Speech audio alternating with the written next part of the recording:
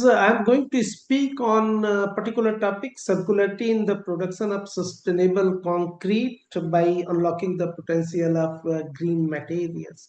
So, as I have already told that how we are going to balance between carbon cost and compliance. So, nowadays you could not deal individually with the carbon footprint or cost or compliance. So, you have to work together for all three things, and we have to work out on low carbon material.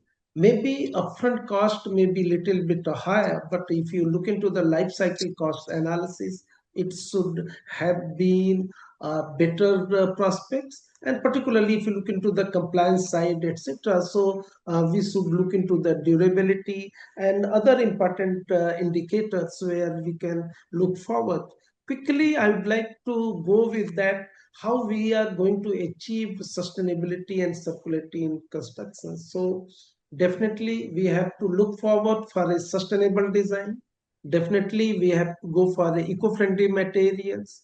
We have a climate resilient constructions.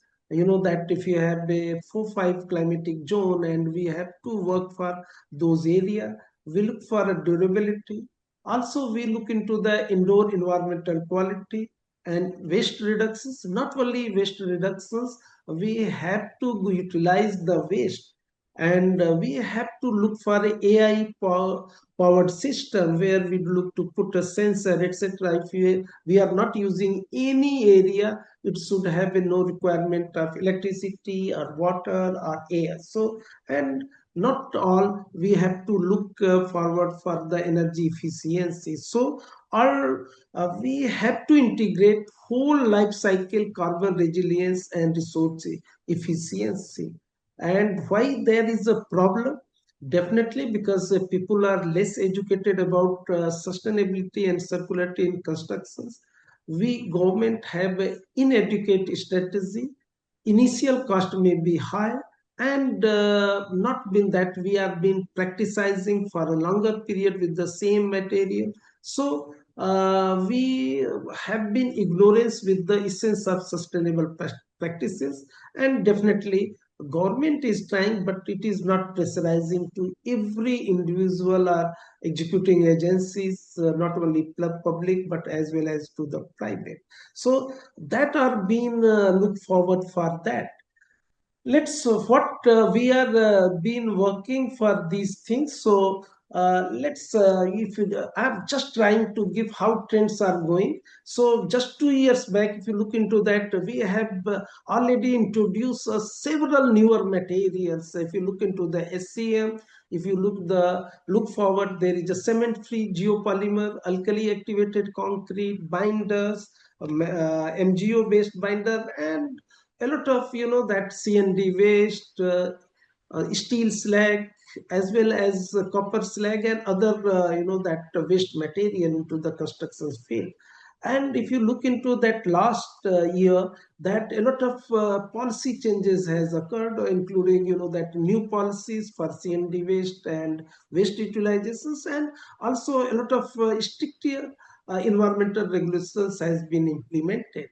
But where we are here, so this is the year for tech adaptation. So we should go for AI, twin building my BIM system and other newer system where all the technological innovations can be placed into the constructions, and we can achieve better constructions quality rather than what we are doing into the conventional system. So this is the next will be that ESG framework, and which is going to be integration of ESG framework in project planning.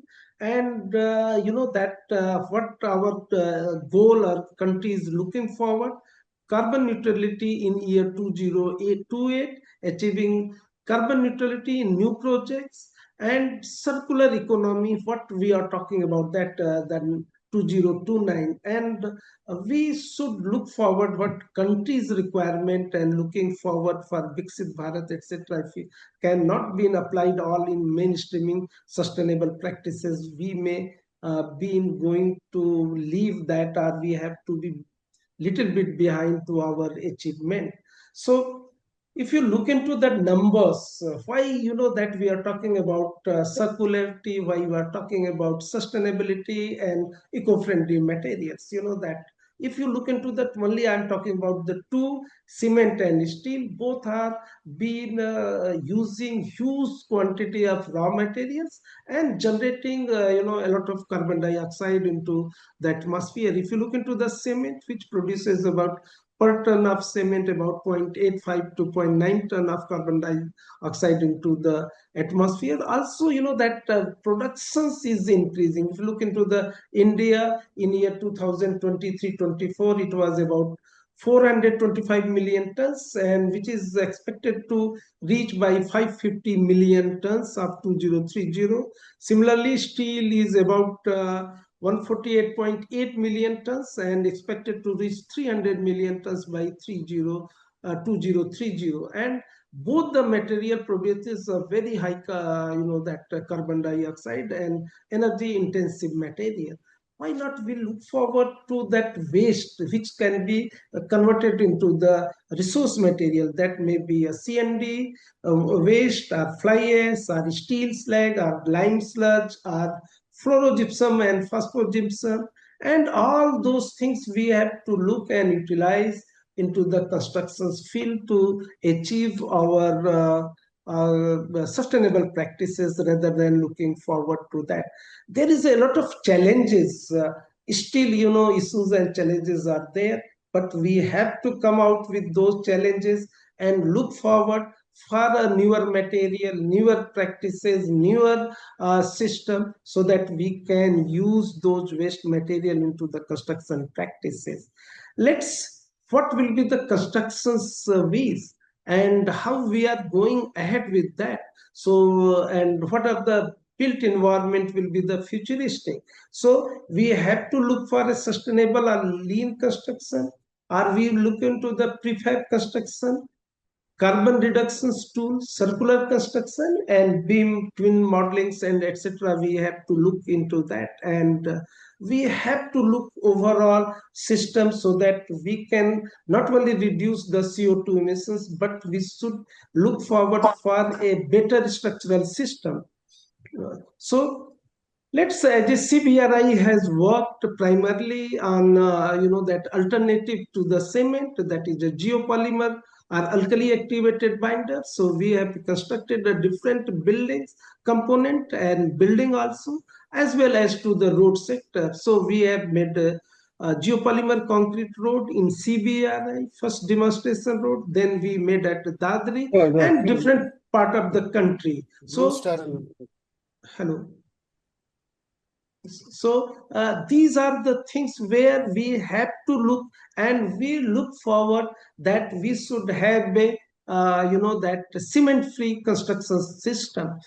And not only this, we will look into that materials. Also, we have to go for the design strategies for climate resilient building environment. So we should look forward for a key parameters for climate resilient building design: thermal comfort, adequate daylight, better indoor condition, visual comfort, disaster resilience, and improved energy efficiency. If you look into that, our country has been zoned into the 5 climatic zone, and we have to start making the building construction system along with our climatic zone, and so that we can reduce air pollution, global warming, water pollutions, also that resource depletion. So that is the important parameters where look into that. Not only this, we have to inbuilt the passive strategy for our construction, climate resilient building constructions. So if it is been solar control, thermal zoning, and passive cooling, and it can be achieved by natural ventilations, indirect evaporation cooling, night ventilation, direct evaporative cooling, and ground cooling. So different type of technologies has already been developed and practiced, and we can look forward to that. And these are the few. I'm not going because time has a constraint, and we have to go ahead with that. Also, not only this, we have to look other materials like steel slag. So already our system, we have made a marine structure tetraparts with the electric arc furnace slag, and it has been utilized into the marine structures, marine construction. Similarly, we worked on the electric arc furnace slag as well for making concrete. And similarly, our sister concern CSIR, Central Road Research Institute, has worked utilizing those as a coarse aggregate and fine aggregate into the road making. So system is changing. So we have to look. We have worked very efficiently and effectively, where we have converted about mechanochemical way with the LD slag, as well as that our other slags into the cementitious binder. So that has been not only in this, also we can work on precast lightweight composite materials. It can be used into the partitions wall or roofing element and others, so that the overall dead load is get decreased and overall efficiency of our structural system will increase. So CBRI has worked in this area, developed it, and technology has been transferred. Also at CBRI, we worked on the solid waste from the paper industry. It start from the that is the lime sludge, as well as boiler ash, ETP sludge, and we converted into that different constructions material. We have been made building blocks, as well as we have made eco-friendly wall putty. Also we synthesize the gypsums from this. It is not because it is only calcium carbonate in the fine form. So that, and also it has been used a partial replacement into the cementitious binder. Also CBRI has worked with the wood without tree. So that is a rice husk, along with the PP systems we have converted into the composite wood system, and that has been market technology has been marketed well. Also in CBRI, we worked on CO2 sequestration, which has been the part of our panel discussions. I'm not going to discuss. Yes, we have worked on converting steel slag with the carbon sequestration and mineralizations, and we achieve a very good strength parameter. Similarly, we have used as a CND waste and other municipal solid waste and converted into the lightweight aggregate. So these are the few photographs has been that. With these words, I am concluding.